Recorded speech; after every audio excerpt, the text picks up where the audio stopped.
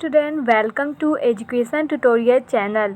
यहाँ पे देखिए हम आपके लिए लेकर आए हैं सामान्य हिंदी, जो कि हमारा ये है क्लास 12 का। किसका है? ये हमारा क्लास 12 का है। और यहाँ पे हम बात करने वाले हैं संदर्भ, प्रसंग और व्याख्या की। और ये हमारा किस चैप्टर से रिलेटेड है? ये हमारा है पवन दूतिका, जो कि हमारा चैप्टर नंबर 1 है। और इसके बारे में यहाँ पे जो भी पद्यांश दिए गए हैं उनकी हम यहाँ पे संदर्भ, प्रसंग और व्याख्या तीनों आपको यहाँ पे हम बताने वाले हैं। तो आइए स्टार्ट करते हैं। इसका हम पार्ट 1 बता चुके हैं, जिसमें से 1 से लेकर 6 तक था। और यहाँ पे हम स्टार्ट करने वाले हैं 7 से, जो आपको आगे दिया गया है 13 तक। जो भी पद्यांश यहाँ पे आपको दिए गए हैं उन सभी का हम यहाँ पे संदर्भ, प्रसंग और व्याख्या करेंगे। देखिए ये हमारा जो है, ये हमारा क्या है, 7वां है। क्या है? 7 नंबर वाला है। अब देखिए इसमें क्या कह रहा है कि साचे ढाला सखल वसु है, दिव्य सौंदर्य शाली, सप्तवसुओं की सुरभि उसकी प्राण संपोष सिका है। यहाँ पे हम आपको सीधे संदर्भ, प्रसंग, व्याख्या की ओर ले चलते हैं, जिससे आपको एक एक लाइन करके यहाँ पे हम समझाने वाले हैं। और साथ में यहाँ पे कुछ अर्थ भी हम जानेंगे। इससे अगर देखा जाए सकल का अर्थ यहाँ पे क्या होता है? सकल का अर्थ होता है यहाँ पे संपूर्ण। क्या होता है? सकल का अर्थ यहाँ पे होता है संपूर्ण। और यहाँ पे अगर वपु देखा जाए, जो वपु यहाँ पे वर्ड यूज हुआ है, इसका अर्थ होता है शरीर। क्या होता है? इसका अर्थ है शरीर होता है। तो ये सब कुछ तथ्य हैं जिन्हें आपको जानना ज़रूरी होता है। और ये काफ़ी इंपॉर्टेंट है, क्योंकि ये हमारा जो है 2018 में पूछा जा चुका है। सेम ऐसे ही आपको यहाँ पे दिया गया था और पूछा था कि संदर्भ, प्रसंग, व्याख्या कीजिए। और जो यहाँ पे अंडरलाइन है इसकी आपको यहाँ पे व्याख्या करनी थी। तो अगर यहाँ पे प्रसंग की बात करें तो आप तो जानते हैं, जो राधा हैं वो क्या एक पवन को संदेश देती हैं, पवन से संदेश भिजवाती हैं श्री कृष्ण के पास। इसी के बारे में यहाँ पे तथ्य दिए गए हैं। तो आइए हम सीधे प्रसंग की बात करें। तो संदर्भ का हम यहाँ पे एक बार बोल दें कि संदर्भ क्या होगा। तो देखिए संदर्भ इसका होगा, क्योंकि जो यहाँ पे लेखक हैं वो कौन है? यहाँ पे जो लेखक हैं वो हैं अयोध्या उपाध्याय हरियोद। ये क्या है? ये यहाँ के लेखक हैं। अब यहाँ पे अगर हम संदर्भ की बात करें तो इसका संदर्भ यहाँ पे क्या होगा? प्रस्तुत पद्यांश हमारी पाठ्य पुस्तक हिंदी में संकलित अयोध्या सिंह उपाध्याय हरियोद द्वारा रचित पवन दूतिका शीर्षक कविता से यहाँ पे क्या है, उद्गृहित है। अब यहाँ पे हम बात करते हैं सीधे प्रसंग की। तो यहाँ पे देखिए प्रसंग क्या होता है, आपको बहुत अच्छे से लिखना रहता है, क्योंकि प्रसंग और संदर्भ ही आपके लिए क्या होते हैं, सबसे पहले टीचर वही देखते हैं और उसी पे मार्क्स आपको मिलता है। व्याख्या तो पूरा पढ़ते नहीं है, लेकिन फिर भी यहाँ पे आपको सभी अच्छे से लिखना है। अब हम बात करते हैं प्रसंग की इसका। तो प्रसंग यहाँ पे क्या होगा? प्रस्तुत पद्यांश में राधा द्वारा पवन को कृष्ण की शोभा बताती जा रही हैं, ताकि वह उन्हें आसानी से पहचान लें। जो राधा है वो क्या कर रही हैं, ये पवन से श्री कृष्ण की जो उनका शोभा है उसे बता रही हैं कि वो उन्हें कैसे पहचानेगा और किस प्रकार से वह पहचान पाएगा। तो आइए हम इसे व्याख्या के जरिए आपको समझाते हैं। तो यहाँ पे देखिए पहला क्या दिया गया है, साचे ढाला सकल वसु है, दिव्य सौंदर्य शाली। तो यहाँ पे अगर देखेंगे तो इसका अर्थ क्या निकलेगा कि राधा पवन से श्री कृष्ण की शोभा का गुणगान करती हैं। जो राधा हैं वो पवन से क्या करती हैं, श्री कृष्ण के शोभा का गुणगान करती हैं और कहती हैं, क्या कहती हैं कि उनका संपूर्ण शरीर, आपको हम ये बताएं कि सकल मतलब क्या होता है, संपूर्ण, कि उनका जो संपूर्ण शरीर है वो साँचे में ढला हुआ है। देखिए यहाँ पे साँचे ढला सकल, सकल मतलब होता है शरीर, तो उनका जो संपूर्ण साँचे मतलब जो साँचा होता है जिस प्रकार, उसी प्रकार वो कहती हैं कि जो उनका पूरा शरीर है वो क्या है, वो एक साँचे में ढला हुआ है। अर्थात अगर देखा जाए इसका मतलब क्या हुआ यहाँ पे, तो सुडौल है। जैसे उनका जो शरीर है वो क्या है, सुडौल है, जिसे देख अलौकिक सौंदर्य के दर्शन का आभास होता है। उसे कोई भी अगर उनके शरीर को देखता है तो ऐसा उनको लगता है अलौकिक एक सौंदर्य का उन्हें क्या होता है, एक आभास होता है, एक दर्शन होता है। आगे वह कहती हैं, देखिए यहाँ पे लिखा है ना, दिव्य सौंदर्यशाली, श्वेत पुष्पों की सुरभि उसकी प्राण संपोषिता है। अब आगे में से देखिए तो यहाँ पे क्या है, देखिए उनके शरीर से निकलने वाली सुगंधित पुष्पों, उनके शरीर से क्या होती है, देखिए यहाँ पे सत्य पुष्पों, यहाँ पे पुष्प है ना, तो पुष्प मतलब आप जानते हैं। तो यहाँ पे देखिए क्या है इसका मतलब कि सत्य, उनके शरीर से निकलने वाली सुगंधित पुष्पों के सदृश सुगंध प्राणों का पोषण करने वाली, अर्थात मन को आह्लादित कर देने वाली है। उनका जो आप यहाँ पे देखिए उनके सिर्फ शोभायान के बारे में बताया गया, उनका शरीर कैसा है, उनके शरीर से किस प्रकार की सुगंधित निकलती है पुष्प के समान। तो वहीं यहाँ पे बताने की कोशिश की जा रही है कि सुगंधित पुष्पों के सदृश सुगंध प्राणों का पोषण करने वाली अर्थात मन को आच्छादित कर देने वाली है। उनकी शरीर कैसी है, अपने मन को भाने वाली है, ऐसा उनका शरीर है। आगे देखिए यहाँ पे क्या है, आगे हम आपको यहाँ पे क्लियर करके बता रहे हैं आपको कि दोनों कंधे वृषभ वर्ष से हैं, बड़े ही सजीले। अब आप देखें यहाँ पे जो वृषभ वर्ष से है इसका अर्थ क्या निकलेगा, यहाँ पे आपको ये पॉइंट दिखाई दे रहा होगा वृषभ वर्ष से, तो इसका अर्थ होता है साड़ के समान श्रेष्ठ। तो यहाँ पे देखिए इनका अर्थ क्या निकला है कि उनके कंधों को देखने से ऐसा प्रतीक होता है। देखिए यहाँ पे दोनों कंधे, उनके जो कंधे हैं उन्हें देखने से ऐसा प्रतीक होता है जैसे भी उत्तम कोटि के साड़ के कंधे हों। जो साड़ होता है आप देखे ही होंगे, तो आप जानते भी होंगे कि साड़ कैसा होता है, किस प्रकार का होता है। तो वहाँ पे उनकी तुलना वैसे की जा रही है कि उनके जो कंधे को देखने से ऐसा प्रतीक होता है जैसे वो क्या है, उत्तम कोटि के साड़ के कंधे हों। यहाँ कहने का भाव यह है कि यहाँ पे इसका भाव देखा जाए तो क्या है, इस प्रकार है कि श्री कृष्ण के कंधे अति बलिष्ठ हैं। अति बलिष्ठ मतलब अत्यधिक बलशाली हैं। जो श्री कृष्ण के कंधे हैं वो क्या है, देखिए बड़े ही सजीले, बहुत उनके जो कृष्ण के कंधे हैं वो क्या है, बहुत बलशाली हैं। अब आगे कहते हैं कि लंबी बाहें कलप कसी सत्य का पटिका है। अगर हम पेटिका देखा जाए, सॉरी ये पेटिका है, तो पेटिका का अर्थ होता है पिटारी। क्या होता है, पिटारी। तो आगे यहाँ पे कहती हैं राधा आगे कहती हैं कि कृष्ण की भुजाएं हाथी की सूंड के सदृश बल की पिटारी अर्थात अति शक्तिशाली है।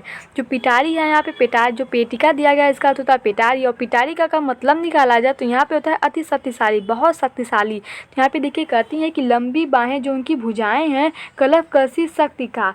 अब यहाँ पे अगर देखें कि कलप कसी इसका अर्थ क्या निकला, यहाँ पे आपको दिखाई दे रहा होगा ये वाला वर्ड कलप करसी, ये इतना आपको दिखाई देगा। इसका अर्थ होता है हाथी की सूंड जैसी।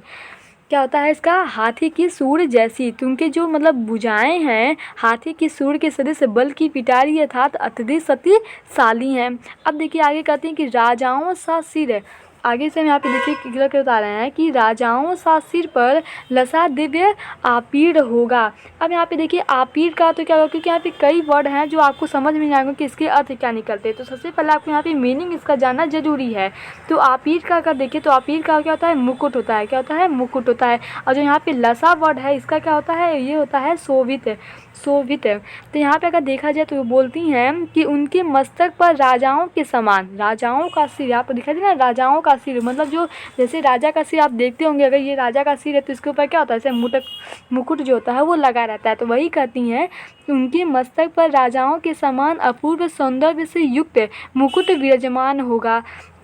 वो पवन को बताती हैं, उनका पवन से मतलब वो कहती हैं, पवन क्या है, पवन एक हवा है, तो पवन को हवा ही कहते हैं ना, तो उन्हीं से वो कहती हैं उनके बारे में, श्री कृष्ण के बारे में वो बताती हैं कि उनके मस्तक पर क्या है, राजाओं के समान, जैसे राजाओं के सर पे क्या होता है, मुकुट होता है, वैसे उनके राजाओं के समान अपूर्व सौंदर्य से युक्त मुकुट विराजमान होगा।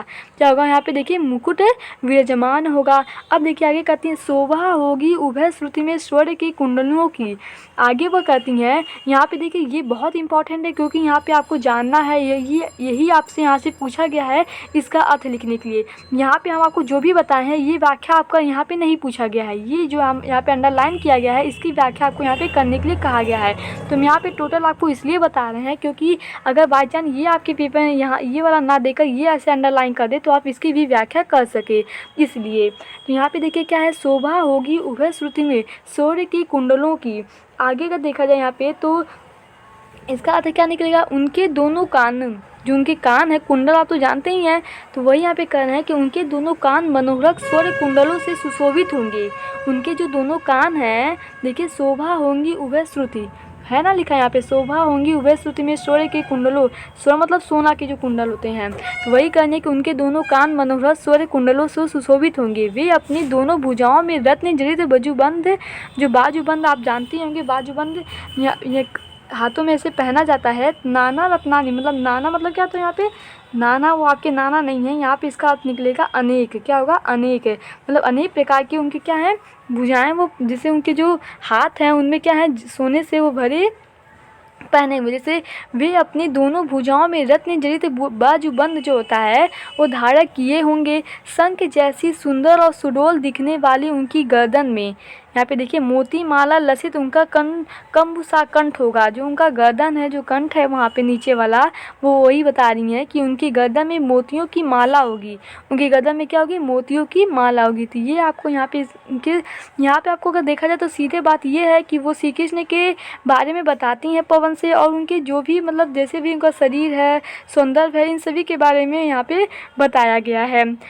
ये तो हमारा इसकी व्याख्या हो गई। अगर हम यहाँ पे काव्यगत सौंदर्य में देखें तो जो इसकी भाषा है वो तो खड़ी बोली है, और जो यहाँ पे अलंकार है वो क्या है? वो यहाँ पे उपमा अलंकार है। कौन सा अलंकार है? यहाँ पे उपमा अलंकार है।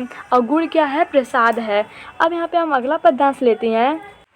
तो यहाँ पे देखिए 8वां पद्यांश में क्या बोला गया है कि तेरे में है न यह गुण तो तू ही व्यथाएं सुनाए, व्यापारों को प्रखर मति और औतियों से चलाना। तो यहाँ पे हम अगर सीधे प्रसंग की बात करें तो इसका प्रसंग क्या होगा यहाँ पे, क्योंकि आपको हम थोड़ा जल्दी बताना है क्योंकि हमारे पास समय क्या होता है, बहुत कम होता है। तो आइए हम स्टार्ट करते हैं। यहाँ पे जो इसका प्रसंग है वो क्या है? प्रस्तुत पद्यांश में राधा श्री कृष्ण के पास भेज रही पवन को समझाती हैं कि तुम कि मुख विहीन होने पर, मतलब उसके तो मुख है नहीं, तो कहते हैं कि मुख विहीन होने पर भी किस प्रकार विभिन्न क्रियाकलापों के माध्यम से वह उन्हें अपना संदेश सुनाए। मतलब जो पवन है इसके पास तो मुख है नहीं जिससे वह श्री कृष्ण से जो व्यथा है, सभी सारी जो कहानियाँ यहाँ पे बता रही हैं वो कह सके। तो ऐसा तो कुछ है नहीं, इसलिए वो कहती हैं कि तू ऐसा कार्य करना जिससे श्री कृष्ण को ये आभास हो जाए कि तू क्या कहना चाहती है। तो यहाँ पे हम सीधे व्याख्या के जरिए आपको समझाने की कोशिश कर रहे हैं। तो यहाँ पे देखिए व्याख्या का हिस्सा देखा जाए तो व्याख्या में क्या होगा? तेरे मन में है ना यह गुण। तो यहाँ पे देखिए लिखी है, राधा पवन से कहती हैं कि तुम कृष्ण के सम्मुख मेरे दुखों को वाणी से कह पाने में असमर्थ है। यहाँ पे देखिए तेरे में है ना यह गुण जो तू व्यथाएं सुनाए, मतलब तुम्हारे में ऐसा गुण है ही नहीं जो तू मेरी व्यथाएं उनको सुना सके, मतलब तू असमर्थ है उन्हें बताने में। इस कारण मेरी व्यथा और संदेश को उन तक पहुँचाने में अपनी तीव्र बुद्धि और विवेक का प्रयोग कर। देखिए यहाँ पे क्या लिखा है? व्यापारों का प्रखर मति युक्तियों से चलाना। अगर देखा जाए यहाँ पे जो हमारा प्रखर है, प्रखर मतलब क्या होता है? प्रखर का अर्थ होता है तेज। क्या होता है? तेज। मति मतलब होता है बुद्धि। तो वही यहाँ पे कहती हैं कि व्यापारों, क्या बोली हैं वो यहाँ पे? उनका मतलब देखिए ये क्या है कि इस कारण मेरी व्यथा जो है वो प्रकृति कैसे समझाओगी तुम उन्हें। तो इसका अर्थ यहाँ पे लिखा है कि तीव्र बुद्धि और विवेक का प्रयोग करके तू हुए उचित क्रिया व्यापारों के माध्यम से अपना क्या करना? कार्य पूर्ण करना। फिर देखिए बैठे जो निज सदन में, फिर यहाँ पे उनकी क्रिया बताती हैं कि अगर वो देखिए वो तो देख नहीं रही हैं लेकिन एक मतलब वहाँ पे अंदाज़ा लगा रही हैं कि अगर श्री कृष्ण क्या होंगे? बैठे होंगे तो कैसे तू बताएगी उन्हें। तो ये यहाँ पे बता रही हैं। तो देखिए बैठे जो हो निज सदन में मेघ सी क्रांति वाले। तो यहाँ पे इसका अर्थ क्या होगा? यहाँ पे इसका अर्थ ये होगा कि अगर वो बैठे होंगे, यदि मथुरा पहुँचने पर तुम्हें मेरे प्रियतम जो बादलों की, यहाँ पे देखिए बादलों की क्रांति के सदृश, आपको यहाँ पे दिखाई दे रहा होगा, देखिए मेघ सी क्रांति वाले, बादलों की क्रांति के सदृश प्रतीक होती हैं, अपने घर में बैठे मिलें तब तुम भवन के सारे चित्रों को ध्यानपूर्वक देखना। यहाँ पे देखिए क्या है? तो चित्र को इस भवन को ध्यान में देखना, मतलब भवन में जो भी चित्र लगे होंगे, ऐसा तो होगा नहीं कि दीवार ऐसे खाली हो। पहले के लोग होते थे तो वह दीवार पे बहुत सारी चित्रकारी करते थे या कुछ टांगते थे, मतलब कुछ लगाते थे। तो वैसे यहाँ पे कहते हैं कि जो वहाँ पे चित्र लगे होंगे, और राजा महाराजों में तो और यहाँ पे ऐसे चित्रकारी दीवार पे ही की जाती थी। तो वही कहते हैं कि यहाँ कहती हैं कि जो सारे चित्र वहाँ पे लगे होंगे उन्हें तुम ध्यानपूर्वक देखना। अभी देखिए बताती हैं उसमें कि आप कैसे यहाँ पे बताएंगी। राधा आगे देखिए यहाँ पे कहती हैं, जो चित्र में विरह विथुरा का मिले चित्र कोई। अगर कहती हैं कि राधा आगे कहती हैं कि यदि तुम चित्रों में वियोग से व्यथित किसी स्त्री का चित्र देखे तो तुम उनके निकट पहुंचकर उसे उस भाव से हिलाना कि मेरे प्रिय विस्मय के साथ उसे देखने लगें।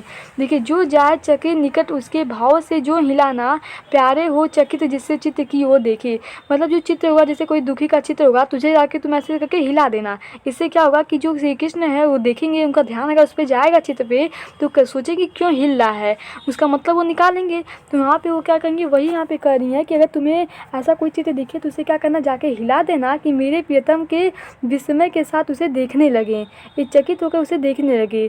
आगे कहते हैं कि प्यार यहाँ पे आशा है कि जो सूरत उनके हो सकेंगी। यहाँ पे आप बताएं कि मुझे लगता है कि उस विरहड़ी का चित्र देखते हुए उन्हें मेरी याद आ जाएगी। उन्हें लगता है कि अगर इस चित्र को अगर वो देखेंगे तो उनको क्या होगी, मेरी याद आ जाएगी, अर्थात उन्हें आभास होने लगेगा कि मैं भी विरह अग्नि में उसी प्रकार जल रही हूँ जिस प्रकार की इस चित्र में यह स्त्री जल रही है। तो यहाँ पे इसका अर्थ यह हम काव्यगत सौंदर्य देखें तो काव्यगत सौंदर्य में जो रस है वो वियोग रस है, और भाषा तो खड़ी बोली ही रहने वाली है। अलंकार जो हमारा यहाँ पे उपमा अलंकार है। आगे हम बात करते हैं, देखिए इसमें हमारा जो नवा है इसमें क्या बोला गया है, इसमें भी यही बताने की कोशिश की गई है कि आगे अगर हम इसे अगर बताएं आपको तो सबसे पहले हम यहाँ पे बात करते हैं प्रसंग की। क्या बात करते हैं, प्रसंग की। अगर प्रसंग यहाँ पे देखा जाए तो प्रसंग क्या है हमारा, प्रस्तुत पद्यांश में राधा पवन से कहती हैं कि यदि श्री कृष्ण के घर में ऐसा कोई चित्र है जिसमें उद्यान में बेचैन से घूमते प्राणी दर्शाए गए हों, उन्हें हिला देना और मुरझाए हुए फूल को श्री कृष्ण के चरणों पे रखने के लिए कहती हैं। क्या कहती हैं, जो चित्र अगर कोई इसमें स्त्री है, ऐसे दुखी है तो सब दिखा देना, तुम उन्हें हिला देना, और क्या करना, कोई फूल है जो मुरझा गया उसे ला के उनके चरणों में रख देना। तो यहाँ पे हम इसकी व्याख्या के जरिए आपको समझाते हैं। देखिए यह लिखा है, जो कोई भी इस सदन में चित्र उद्यान का हो वो प्राणी विपुल उसमें घूमते बावले से, जो पागल नहीं होते हैं ऐसे टाइप के, यहाँ पे पागल वाले बावले से।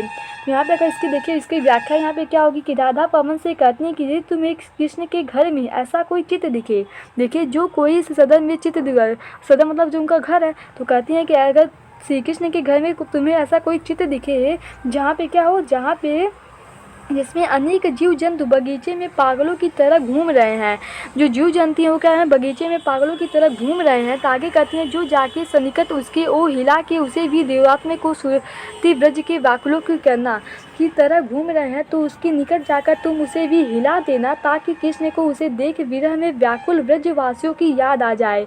मतलब कहती है कि तुम जाकर अगर इसे हिला दोगी तो वो उसे जब देखेंगे तो उन्हें याद आ जाएगी कि ऐसे ही हमारे जो ब्रजवासी हैं वो हमारे लिए क्या है, व्याकुल है, ऐसे ढूंढ रहे हैं हमें।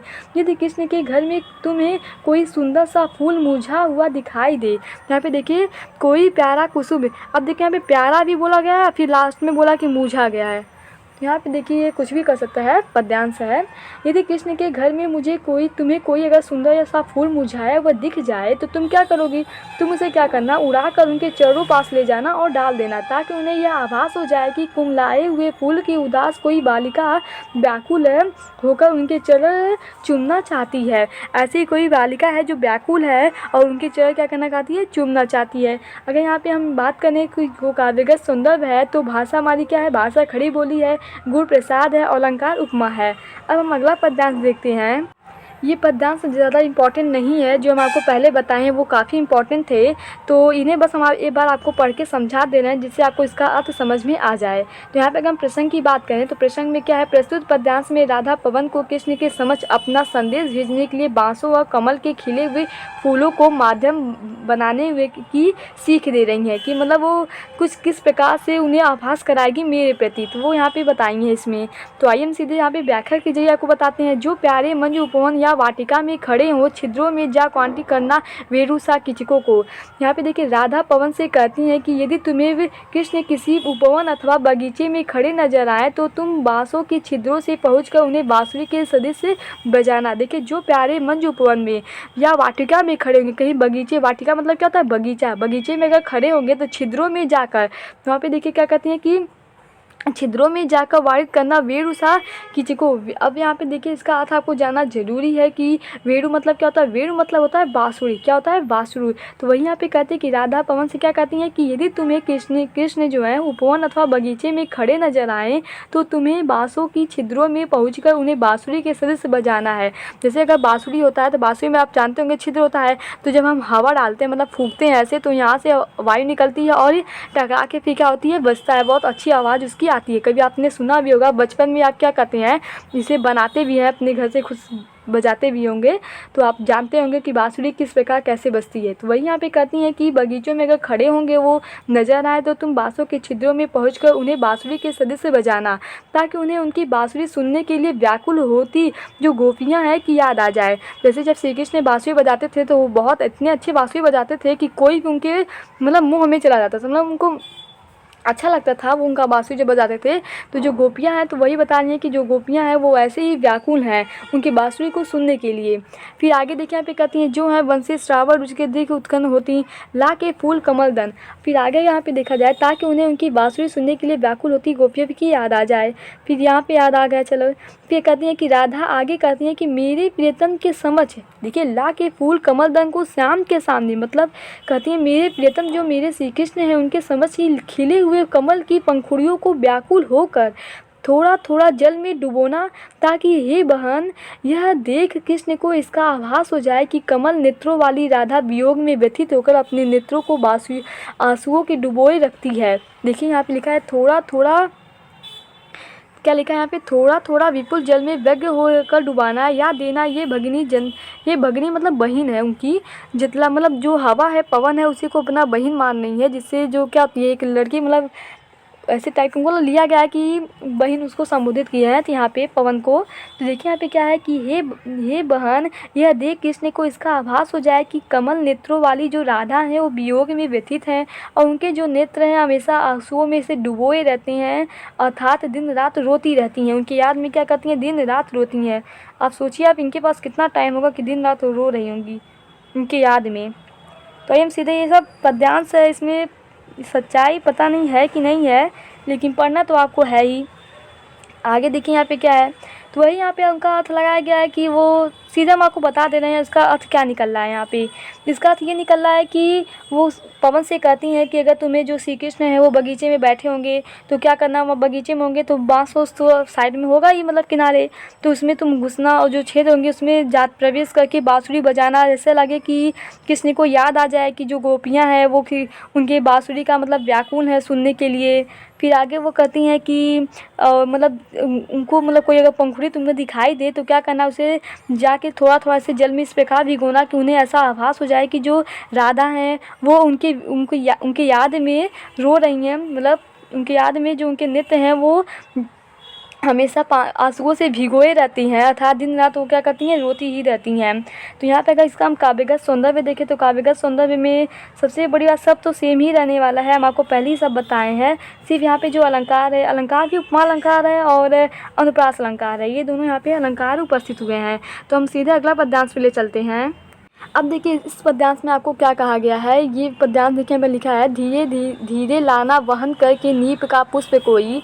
यहाँ पर अगर हम सीधे प्रसंग की बात करें, क्योंकि व्याख्या मतलब आपको समझ में आ जाएगा तो प्रसंग आप लिख ही लेंगे, तो यहाँ पे हम सीधे प्रसंग आपको बता रहे हैं। प्रस्तुत पद्यांश में राधा पवन को कदम्ब के पुष्प और वृक्ष के पत्तों के माध्यम से अपना संदेश सुनाने की विविधता बता रही हैं। किससे, पवन के जो यहाँ पे कदम हैं और पुष्प हैं उससे अपनी व्यथा को सुनाने के लिए ये बात कर रही हैं। तो यहाँ पे अगर हम देखा जाए तो यहाँ पे क्या है, सीधे व्याख्या पे बात कर रहे हैं। राधा पवन दूती से कहती हैं कि हे पवन, क्या कहती हैं, हे पवन मेरे प्रियतम अर्थात श्री कृष्ण, धीरे लाना वहन करके नीप का पुष्प कोई। कहती हैं कि हे प्रियतम मेरे जो श्री कृष्ण हैं कि चंचल आँखों के आगे धीरे से कदम का, जो उनकी चंचल आँखें हैं उनके सामने के धीरे लाना वहन करके नीप का पुष्प कोई।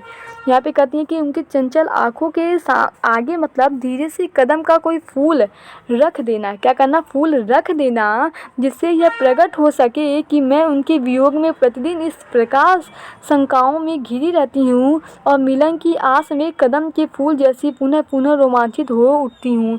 देखिए यहाँ पे सीधे इसका अर्थ निकालें कि जो वो प्यारे के चंचल दुख के सामने डाल देना, ऐसे देना प्रकट, मतलब ऐसे उस प्रकार को ऐसे प्रकट करना, ऐसा मतलब उनको महसूस हो जाए, मतलब तुम्हें ऐसा प्रकट करना है कि उनको ऐसा महसूस हो जाए कि जो उनकी राधिका हैं, मतलब जिन्हें वो छोड़ के चले आए हैं, जो राधिका हैं वो किस प्रकार से व्याकुल हैं। वो कहती हैं कि उनके वियोग में प्रतिदिन किस प्रकार शंकाओं में घिरी रहती हैं। शंकाओं का तो यहाँ पे क्या है, मतलब पता नहीं वो आएंगे कि नहीं आएंगे, ये उनके मन में शंका होती रहती है, शंकाओं में घिरी रहती हैं और मिलन की आस में। यहाँ पे देखिए लिखा है, ऐसी होती है वीर वंश में नित्य रोमांचित होकर। यहाँ पे देखिए कितना अच्छा वर्ड लिखा है। अब आप सोचेंगे तो यहाँ पे देखिए क्या होगा, यहाँ पे अगर देखा जाए तो जिसमें ये प्रकट हो रहा है कि वियोग में प्रतिदिन इस तरह शंकाओं में घिरी रहती हैं और मिलन की आस में वो क्या कहते हैं, कदम के फूल जैसे पुनः पुनः रोमांचित हो उठती हैं। अब आगे देखिए, अब कदम का फूल क्या देखे होंगे कि मतलब जैसे वो मुरझा भी जाता है फिर फूल सही भी हो जाता है। अगर आप देखेंगे कदम के पेड़ के बारे में जानते होंगे तो आपको पता होगा, यहाँ पे मुझे तो नहीं मालूम। यहाँ पे देखिए, बैठे नीचे जिस विपत के श्याम होवे उसी का, कोई पता निकट उनके नित्य के हिलाना। अब ये कहते हैं कि हे दूतिका, मतलब जैसे श्री कृष्ण जो राधिका है वो बस एक आस लगा रही है कि अगर यहाँ पे होंगे तो तुम कैसे बताओगी, अगर वो बैठे होंगे तो तुम कैसे बताओगी, ये सब उन्हें बता रही है पवन को। देखिए, हे दूतिका, कृष्ण जिस पेड़ के नीचे बैठे होंगे, देखिए बैठे नीचे जिस